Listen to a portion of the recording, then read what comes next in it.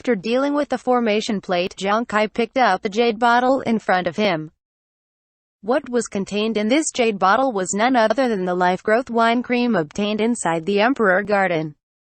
However, if Xianxia's guess was correct, this was just a diluted version of life growth wine cream. In order to verify his conjecture, Xianxia opened the jade bottle and took a big sip without any hesitation. If someone were to see Xianxia doing this, they would likely hurl curses at him for his family-ruining practices. Life growth wine cream could extend the life of a cultivator and enhance their vitality. It was nothing short of a magical elixir that could rejuvenate one's youth, something extremely attractive to any void return stage master. A single drop could extend a cultivator's life by 100 years, yet Xianxia just drank a mouthful of it. This was nothing short of a careless waste of heaven's precious gifts. The taste was pure and even somewhat sweet, as if it was the freshest spring water from a mountain stream, and after this liquid reached Xianxia's stomach, it immediately transformed into a wave of pure energy that began flowing through his veins. Xianxia carefully felt the changes going on inside his body while showing a joyful look upon his face.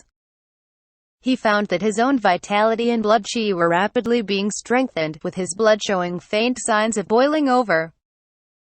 Soon, this massive influx of vitality reached a kind of limit and no longer had any place to go, causing Xianxia's face to flush bright red and making him feel like he would explode and die in the next moment. However, Xianxia was not panicked at all and instead began silently cultivating, using his saint qi to gather the erupting vitality in his body together. As this vital energy gathered, so too did Xianxia's blood, all of its components and essence coming together, as if attracted by some kind of inexplicable force. Time passed by and after roughly half an hour, Xianxia suddenly heard a soft dripping sound in the depths of the mind. Frowning slightly, Xianxia used his divine sense to investigate his body and was shocked and pleasantly surprised by what he discovered. He found that a new drop of golden blood had been added to his body. Not the kind of ordinary, dull golden blood that flowed through his vessels, but the pure, orthodox golden blood that could be cultivated into a golden blood thread. Not much of this golden blood currently existed in Xianxia's body.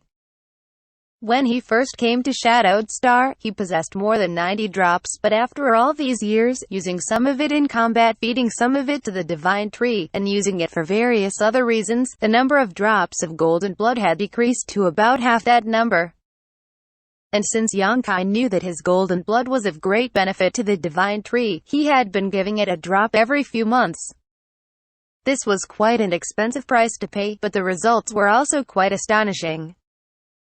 Now that he had his golden blood thread secret technique, each drop of golden blood could be cultivated into a golden thread, but even if Xianxia refined every drop of golden blood he had left like this, he would still only possess a couple dozen or so, which was far fewer than he planned for. Although Xianxia could supplement this golden blood all on his own through cultivation, each drop of golden blood required 3 months of accumulation to condense. This was something Xianxia verified a long time ago. Xianxia never imagined this life growth wine cream would allow him to condense pure golden blood in his body.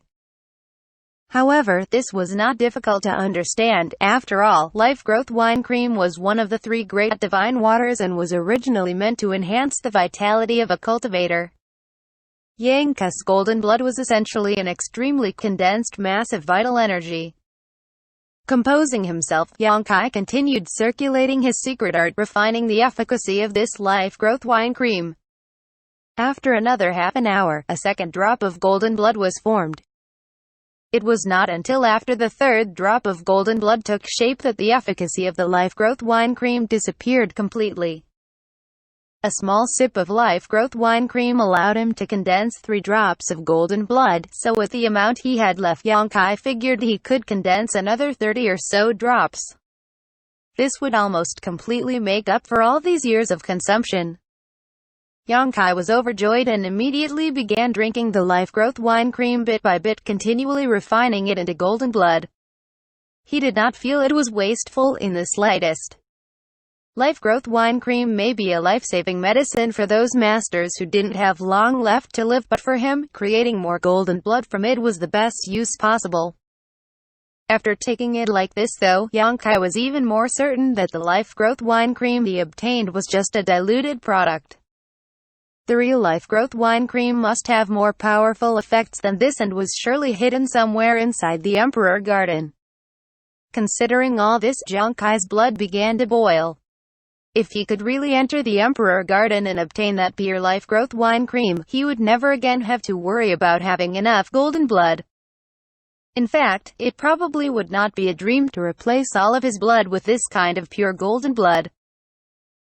With the powerful vitality and restorative abilities of this pure golden blood, even if Xianxia became grievously injured, he would be able to recover rapidly. After 2 days, the entire bottle of life growth wine cream had been consumed clean, but Xianxia still showed an unsatiated look. But unable to ask for more, he took out a piece of space spirit crystal, closed his eyes, and began absorbing the space force contained within it. Quickly, half a year passed by. Over the past 6 months, Xianxia did not take one step outside his cave mansion, only doing 3 things. First was cultivating the Tao of space by absorbing the space force contained within space spirit crystals, and the second was refining more golden blood threads inside his body. By now, he had several golden blood threads. Because of his previous experience, he had become much faster at cultivating them. The number of golden blood threads had increased, but his combat strength had not grown much. The main reason for this was that Xianxia only had the first half of the Demon Blood Temple secret technique. How to manipulate and combine these multiple golden blood threads was likely hidden in the technique's second half. Xianxia was not in a rush though. As long as Demon Blood Temple still existed, he would always have an opportunity to deal with this issue. Refining more golden blood threads in advance is still beneficial. The third thing Xianxia attended to during this 6-month retreat was promoting the fusion between the colored glass bead and his demon eye of annihilation. After previously refining the colored glass bead, it had transformed into a hazy halo which encircled the demon eye of annihilation. The 2 different entities had the same effect, but merging them together proved to be somewhat difficult. Now that he had some time, Xianxia naturally focused on hurrying this process along. In addition to these things, Yang Yan had brought him a number of strange-looking items and had him pour his space force into them 3 times. Not only did these things range in size from big to small, they had all kinds of shapes to them, making it impossible for Xianxia to know what they were for. He had asked Yang Yan once about what these items' purpose was, but the latter just grinned and refused to answer, only saying not to worry and just pour his space force into them. Xianxia shook his head helplessly. He had originally wondered why Yang Yan specifically said she would need his help refining some items, but now he understood. There really was no one else other than him who could do this. In his spare time, Xianxia also refined some pills. After all, there were several dozen people on Dragon Cave Mountain, and they all required pills to assist in their cultivation.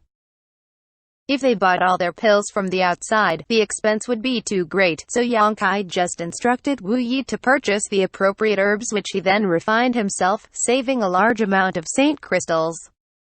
This also allowed Xianxia to practice and improve his alchemy skills. Over the past half a year, Xianxia refined many pills, but to avoid raising too much of a fuss, he intentionally only refined ordinary pills. Only occasionally would he refine 1 or 2 that had pill veins. Xianxia found that with the growth in his strength, his alchemy technique had also improved greatly. It was no longer difficult for him to refine void-grade mid-rank pills, and he figured that as soon as he broke through to the void return stage, he would be able to refine void-grade high-rank pills. The item spirit had also just recently woken up. This was its 2nd time awakening, as Xianxia had allowed it to swallow another wisp of Sun's true fire after the first time. Counting the previous one, the item spirit had now devoured 3 wisps of Sun's true fire. The burning aura of the item spirit was now more than twice as powerful as when Xianxia first received it. While Xianxia busying himself, the item spirit used its power along with its artifact refining furnace to refine the dragon bone and dragon bead for him, saving Xianxia some additional effort.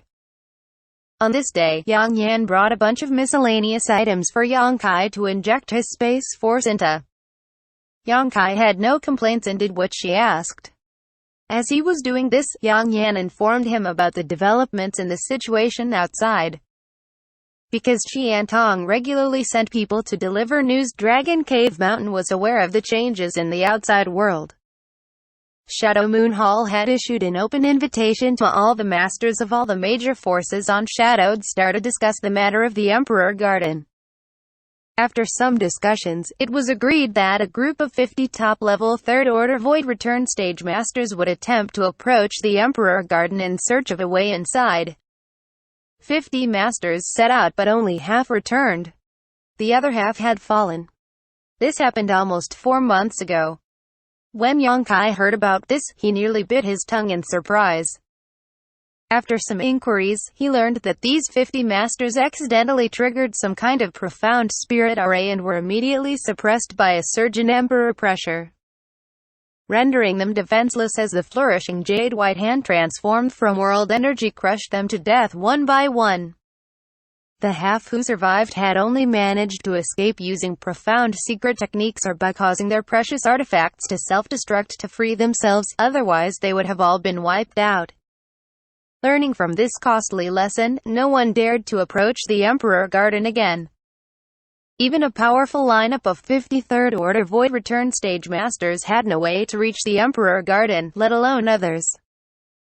However, the great forces did not simply give up and instead left behind some people to monitor the movements of the Emperor Garden. Everyone guessed that the Emperor Garden had not yet officially opened. This guess was not without reason though, because of the Flowing Flame Sandfield's precedent. Ordinarily, the Flowing Flame Sandfield was extremely dangerous and anyone who tried to intrude would be killed. However, after it opened, Saint King Realm cultivators could enter and explore it. It was impossible to verify this hypothesis, but it had gradually been accepted by most people. The masters from the great forces naturally didn't have time to simply sit here and wait for the Emperor Garden to open, as they had their own business and problems to attend to, so they simply left behind some people to monitor the situation. Unfortunately, Shadow Moon Hall suffered much hardship after this incident. They had invited all the parties to explore the Emperor Garden together, which was done out of good intentions, but suddenly, more than 20 Third-Order Masters had died, damaging nearly every great force and Shadowed Star. With no other place to vent, the blame naturally landed on Shadow Moon Hall's head. Shadow Moon Hall's good intentions had only given them trouble in this instance. If 1 or 2 great forces had accused them, they would not have cared, but with more than 20 blaming them, Shadow Moon Hall had no choice but to handle things with caution. To be continued.